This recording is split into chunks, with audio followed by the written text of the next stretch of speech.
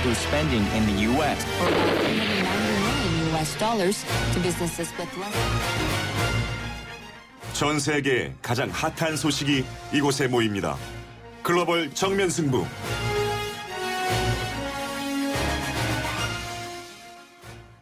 자, 이 시리아 난민에게요. 문호가 활짝 열린 독일로 가기 위해서 난민들이 가장 먼저 도착하는 땅, 바로 그 나라가 헝가리입니다. 하지만 헝가리는 독일과 다르게 최근 난민 위기와 관련해서 국가 비상사태 선언을 검토하고 있다고 하는데요. 이 난민에게 강경 대응을 하겠다는 입장이겠죠. 이 헝가리 현지를 연결해서 현지 분위기 알아보는 시간 갖겠습니다. 이 헝가리 부다페스트의 문창석 목사 전화 연결돼 있습니다. 자, 문 목사님 안녕하세요. 안녕하세요. 반갑습니다. 네, 반갑습니다. 이 동유럽 국가인 네네. 헝가리 시리아 난민들의 첫 관문과도 같은 곳인데요. 이 헝가리 정부는 난민들의 입국에 우호적이지는 않죠? 정부는 아주 강경하다고 볼 수 있습니다. 네. 그렇다면요. 이 유럽연합이 난민을 분산 수용하자고 제안했는데 여기에 대해서도 헝가리 정부는 좀 이 부정적인 입장인가요? 그런 부정적인 입장을 보여주는 두 가지 사례를 얘기한다면, 네. 하나는 총리께서 공적인 자리에 설 때마다, 그 사실에 대해서, 분명히 밝히고 있다는 거죠. 우린 받을 수 없다. 네. 그리고 그렇게 하면 이제 국제적인 반응이 어떨 거라고 하는 걸 모를 리가 없는데, 네. 그렇게 발언을 하는 걸 보면, 헝가리의 그 정부의 입장은 분명하다 할 수 있고요. 또 다른 하나는 세르비아와의 국경에 그 방책을 세웠다는 소식이 있어요. 네. 사진으로도 볼 수 있었는데, 네. 이런 것이 이제 그 증거들이라고 볼 수 있죠. 네. 이 거부의 입장은 명확해 보이는데요. 그런데요. 그럼 시리아에서 들어온 난민들은 헝가리에 남아있기를 원하기는 합니까? 지금까지로 본다면 난민들은 주로 독일로 가기를 원하고 있고 그걸 강경하게 요청을 하고 있다고 볼 수 있습니다. 그래서 스스로 독일까지 걸어가겠다고 도보로 오스트리아를 향해서 출발하기도 했었고 네. 그 사람들을 정부가 이제 버스를 수십 대 동원해서 분승해서 보내기도 했습니다. 네. 그렇군요. 자, 그렇다면요. 혹시 헝가리가 이 난민들을 받기 싫어하는, 받을 수 없는 이유가 지금 헝가리의 좀 경제적인 상황, 경제적 어려움 때문입니까? 겉으로 드러내는 그 정부의 입장은 신앙적인 부분을 얘기하기도 하고요. 아, 종교적인 이유요? 네. 네, 종교적인 부분.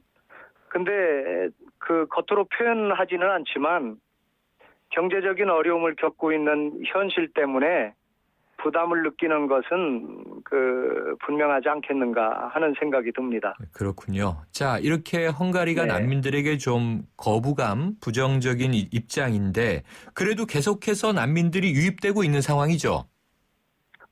지금도 계속 난민이 들어오고 있다고 합니다. 아, 그렇군요.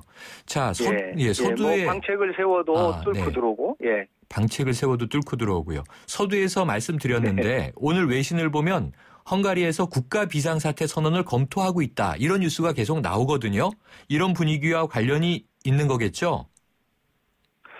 그럴 수는 있겠지만 실제 그 사실은 보통 시민들은 그 정도로 체감은 하고 있지 않은 것 같은 부분도 있습니다. 네, 그렇군요. 네. 그렇다면 예. 이 유입된 난민들은 주로 어디에 머물고 있어요? 지방 도시에도 있고요. 주로 이제 서유럽으로 가기에 용이한 수도의 기차역 주변에 머물고 있는 게 대부분이죠. 아, 그렇군요.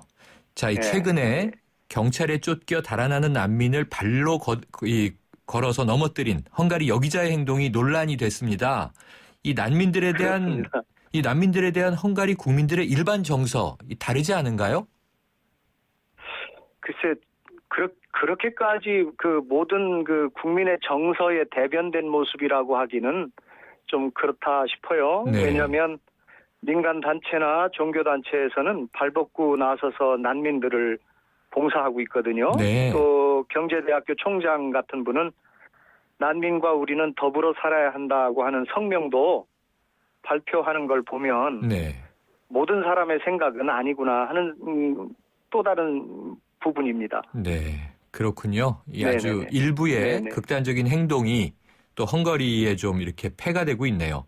자, 이 목사님, 그런 부분도. 그 헝가리 부다페스트는 우리 교민들이 어느 정도 계세요? 여기 살고 있는 분이 약 한 1,000명 정도 있는데요. 네. 대부분 이제 주재원이 절반 이상이고요. 네.